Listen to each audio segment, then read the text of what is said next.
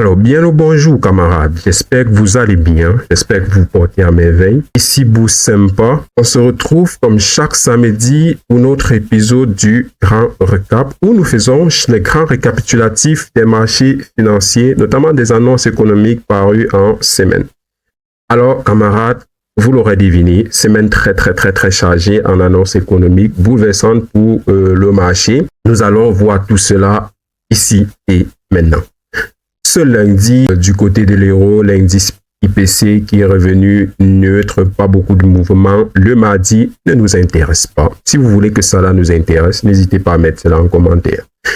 Le mercredi, journée bouleversante, journée attendue, journée de la semaine. Alors, nous allons commencer par les annonces chiffrées et ensuite les annonces non chiffrées.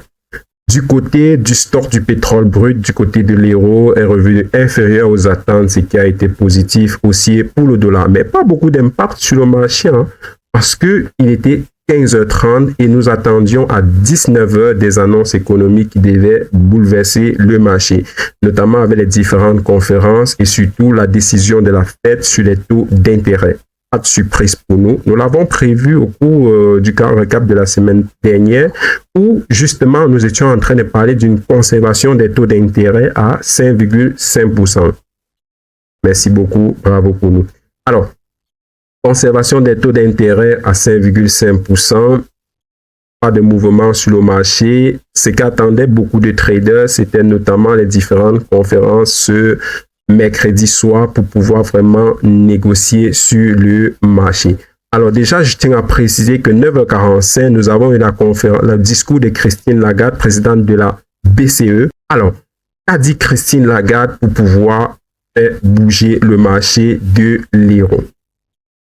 Alors, ce mercredi, Christine Lagarde, comme d'habitude, précise le fait que un ralentissement de l'économie, notamment la hausse des prix et des salaires, serait idéal avant de commencer à anticiper une baisse des taux d'intérêt. Les marchés monétaires prévoient actuellement 3 réductions de taux d'ici décembre, sans toutefois exclure une 4e baisse, ce qui amènerait le taux de dépôt de 4% de la BCE entre 3,25 et 3% d'ici la fin d'année. Donc, voici les prévisions de la BCE, notamment sur la baisse des taux d'intérêt. Isabelle Schnabel, autre membre de la BCE, où elle prévoit que une perspective d'une nouvelle ère des taux d'intérêt structurellement plus élevés est à prévoir. Donc, il est possible de réduire les taux d'intérêt, mais il faut également prévoir le fait que les taux d'intérêt ne se réduisent pas autant que les gens le pensent, c'est-à-dire comme les taux d'intérêt que nous avons déjà eu à avoir par le passé. Alors, Christine Lagarde, présidente de la BCE, a également insisté sur le fait que même après la première baisse des taux d'intérêt, ça ne sera pas ainsi un signal du fait que la baisse des taux d'intérêt va continuer ainsi. Donc, les données seront toujours analysées avant de savoir s'il y aura continuation dans la baisse des taux d'intérêt ou pas. Alors, Christine Lagarde a laissé entendre que ce reflux serait probablement plus durable et moins dépendant des hypothèses sur les prix des matières premières que par le passé. Alors, nous regardions par le passé également beaucoup les prix des matières premières pour pouvoir savoir si les taux d'intérêt pourront être baissés ou augmentés. Alors, elle précise le fait que ça ne sera plus beaucoup dépendant du prix des matières premières. Alors, ça, c'était du côté de la BCE. Du côté de la Fed, où elle précise le fait que il réitère sa peur d'une baisse des taux d'intérêt très précoce, ce qui pourrait annihiler le travail effectué jusqu'à présent, notamment un travail visant à ramener l'inflation vers le niveau préférentiel, vers le taux préférentiel des 2%. La Fed s'attend à ce que la hausse des employés continue à ralentir, aidant à ramener l'inflation au niveau désiré. Donc, du côté de la Fed, nous attendons également de voir un marché de l'emploi qui vacille un tout petit peu, réduction des salaires, réduction du recrutement et ainsi de suite, pour pouvoir commencer à anticiper une baisse des taux d'intérêt.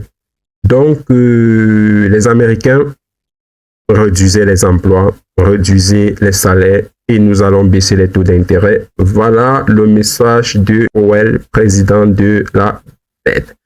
Donc, les taux d'intérêt prévus 3 baisses cette année pourraient avoir lieu si les conditions sont remplies. Alors, sans tarder, camarades, nous revenons sur les annonces économiques. Pour ceux qui n'ont pas bien compris ou qui aimeraient en savoir un peu plus sur ces différentes conférences, nous débattons de tout cela dans notre canal Telegram. Nous débattons de tout cela sur notre Discord. Laissez-nous un message là-bas et nous serons très, très contents d'en débattre avec les autres membres de la communauté. Alors, ce jeudi, pas beaucoup d'annonces économiques, mais des annonces économiques importantes sur le marché. Je tiens à préciser, camarades, que ce mercredi, ces annonces économiques, notamment ces différentes conférences, n'ont pas été très positives haussiers pour le dollar. Au contraire, ça a été très négatif, baissier pour notre ami le dollar. Et heureusement, il y a eu le jeudi juste après pour relever tout cela. On va voir tout cela. Donc, le jeudi, des annonces économiques, notamment l'indice PMI qui est revenu inférieur aux attentes du côté de l'euro, négatif baissier pour notre ami l'euro. Du côté du dollar, nous avons eu l'inscription hebdomadaire au chômage qui est revenu inférieur aux attentes, positif aussi pour le dollar. Nous avons eu l'indice manufacturier de la Fed qui est revenu à 3,2 alors que c'était attendu à moins 2,6. Vous vous imaginez un peu, très positif aussi pour le dollar.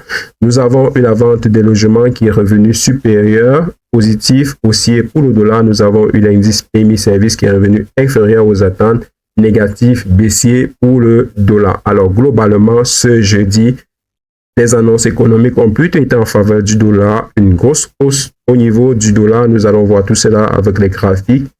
Ce vendredi, le mercredi et le jeudi avaient déjà été très, très difficiles. Alors, les négociateurs n'ont pas beaucoup regardé le vendredi. Désolé. Ce vendredi, du côté de l'euro, climat des affaires revenu positif, haussier pour l'euro, discours de pas grand chose à dire, on avait déjà tout dit le mercredi, pas vrai? Donc, allons voir ça sur les graphiques. Alors, sur les graphiques du côté de l'euro, net hausse, ça se voit.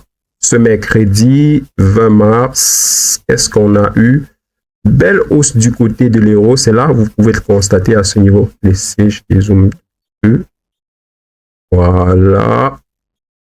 Voilà. Donc, 20 mars, hausse du côté de l'euro. Du côté du dollar, pas la forme hein, du côté du dollar pour ce mercredi. Alors, voyons ça un peu plus grand.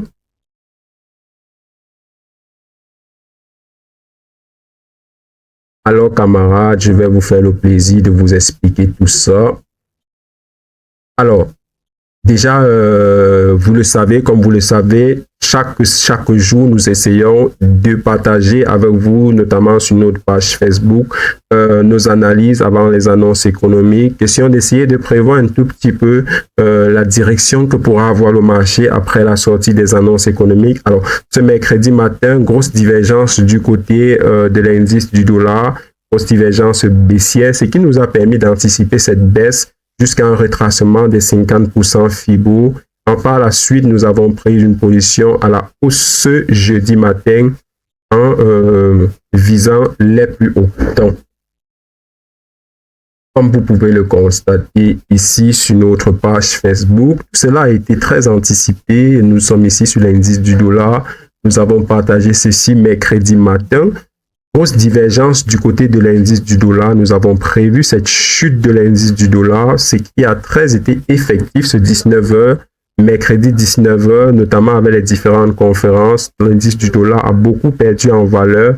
Par la suite, le jeudi, nous avons pris une position à l'achat après un retracement au niveau des 50% FIBO. Et du côté de notre actif que nous aimons bien trader, le ZB, nous avions déjà une position en cours à l'achat. Ce mercredi, beaucoup de balance sur le marché au moment des conférences, mais globalement, une remontée de la dette américaine sur 30 ans. Donc, camarades, globalement, très très bonne annonce, très très bonne analyse du côté de l'euro, du côté du dollar. Et ainsi de suite. Je vous invite, camarades, à nous rejoindre sur Facebook, sur Telegram ou sur Discord, comme vous voulez. pour pouvoir bénéficier également de nos analyses parce que nous en faisons régulièrement, chaque jour littéralement. Et j'espère vraiment que cela aide beaucoup de personnes, beaucoup d'investisseurs à pouvoir mieux s'en sortir sur le marché. Alors, camarades, nous n'allons pas être longs. Alors, qu'est-ce qu'on aura pour la semaine prochaine? Semaine prochaine, lundi, jour férié, c'est fermé. Bah non, c'est pas fermé, en fait. Alors, du côté du dollar, vente de logement de lundi, à mon avis, ça ne sera pas grand-chose, hein. Ça ne va pas causer grand mouvement sur le marché, ça. Alors, ce mardi, confiance des consommateurs, plutôt bon. Stock de pétrole brut mercredi. Stock de pétrole brut ce mercredi. Ce jeudi, le PIB, ça va faire bouger le marché, hein. Alors, ce vendredi, jour férié, c'est fermé. Ah non, c'est parti fermé que ça. Alors, ce mercredi, vers 13h, nous aurons différents indices qui seront paraître sur le marché. Et enfin, nous aurons à 16h30 le discours de Powell, président de la Fed, qui va probablement encore faire vaciller le marché. Ce mec-là, lorsqu'il dit « Good afternoon, everyone », ça fait bouger le marché. Tout le monde le sait. Alors, camarades, nous arrivons à la fin de ce grand recap. J'espère que cela vous aura plu. J'espère que cela vous aura été utile. Désolé pour mon humour un peu patratra. Mais j'espère vraiment que cela va vous aider. J'invite tous ceux-là qui souhaitent nous rejoindre, de nous rejoindre dans notre canal Telegram. Si vous avez des questions, n'hésitez surtout pas à me les poser. Je serai très content de débattre de tout cela avec vous. Et si vous voulez une autre vidéo où on explique mieux, parce que là, on n'a pas tout vu, hein, une vidéo où on explique mieux ce qui a été dit au cours de ces conférences et notamment la vision de la politique monétaire future, n'hésitez surtout pas à mettre tout cela en commentaire. Ça sera un plaisir pour nous de le faire pour vous. Alors, camarades, on va se dire à bientôt, à samedi prochain pour un autre épisode du Grand Recap et à mercredi pour une autre vidéo concernant l'initiation bougie japonaise. N'hésitez surtout pas à me dire si cela vous intéresse, s'il y a des modifications à faire, je serai content de les faire pour vous. Alors, camarades, à bientôt, portez-vous bien, que Dieu vous garde.